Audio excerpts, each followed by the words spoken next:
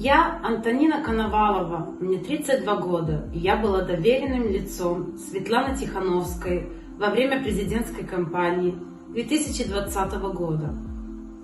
Меня задержали 6 сентября 2020 года и осудили на 40 базовых величин штрафа за участие в несанкционированном мероприятии. Однако после суда меня не отпустили, а перезадержали в рамках уголовного дела. Я нахожусь в статусе подозреваемой за якобы массовые беспорядки. Мой муж Сергей Рашевич также был задержан в октябре 2020 года по делу об участии в групповых действиях.